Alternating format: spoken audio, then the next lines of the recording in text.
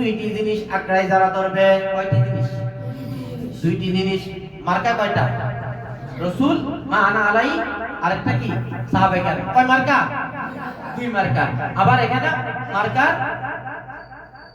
কি দিতেছে? গাইড দিতেছে। গাইড কয়টা? দুইটা। গাইড কয়টা? যেটা তোমরা এখন তেলাওয়াত করো। তারাকতু ফীকুম আমরাইন লা তাদিল্লু মা তামাসসাকতুম বিহিমা কিতাবাল্লাহ। কিতাবাল্লাহ মানে কিতাবুল্লাহ, অর্থাৎ কুরআনুল্লাহ, কুরআন শরীফ। কি শরীফ? কুরআন শরীফ। ওয়া কিতাবাস সুন্নাহ, এবং হাদিস শরীফ।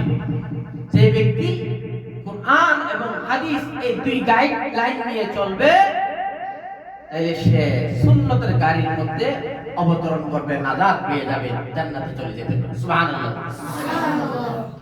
তাহলে নবীর নকশের উপরে, কদমের উপরে থাকবে। নকশ কদম নবী কে হ্যাঁ, जन्नत के रास्ते अल्लाह के साथ मिलाते हैं, सुन्नत के वास्ते।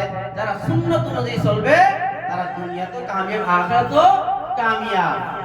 আবার ইমাম মালিক রাহমাতুল্লাহ আলাইহি বলেন, একবার আল্লাহ তাআলাকে একজন ব্যক্তি স্বপ্ন দেখেছে।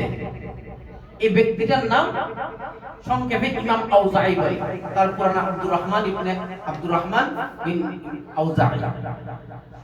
ইমাম আউজাঈ বর্ণনা করতেছেন, একবার আমি আল্লাহ সুবহানাহু ওয়া তাআলাকে স্বপ্ন দেখলাম।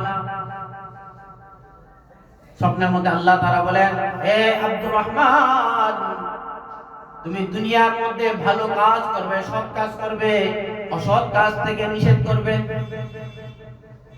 তখন স্বপ্নের মধ্যে কথা বলতেছে, আল্লাহ আপনি যদি মেহেরবানি করেন, আপনার মেহেরবান দ্বারা আমি করতে পারবো, দাওয়াতের মেহনত করতে পারবো, তাবলীগের নাহি আনিল মুনকার এই কাজ করতে পারবো। ইমাম আউজাঈ রাহমাতুল্লাহ আলাইহি প্রশ্ন করতেছে, ওগো আল্লাহ পরওয়ারদিগার, আমাকে ইসলামের উপর মৃত্যু দান করুন। আল্লাহ পাক বলতেছে, এই আব্দুর রহমান, ইসলামের উপর মৃত্যুর সাথে সাথে তুমি এইভাবে দোয়া চাও যে সুন্নতের উপরে আশা করে, সুন্নতের উপরে থেকে দোয়া করে তুমি মৃত্যু বরণ করবে। এই দোয়াও তুমি করে ইসলাম ভিতরে কি করো? মৃত্যু বরণ করো। তাহলে আল্লাহ তাআলা দুইটা কথা পছন্দ করেছেন, একটা দাওয়াত দেওয়া, এই কথা বলতেছে, একটা দাওয়াত হলো এই সুন্নতের কথা। বুঝা আসছে?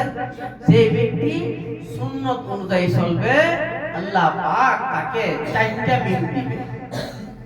কয়টা মিম? আরে মিম চেনেন না? কফ কাফ লাম মিম, মিম চেনেন না? কয়টা মিম দিবে? 4টা মিম দিবে। 4টা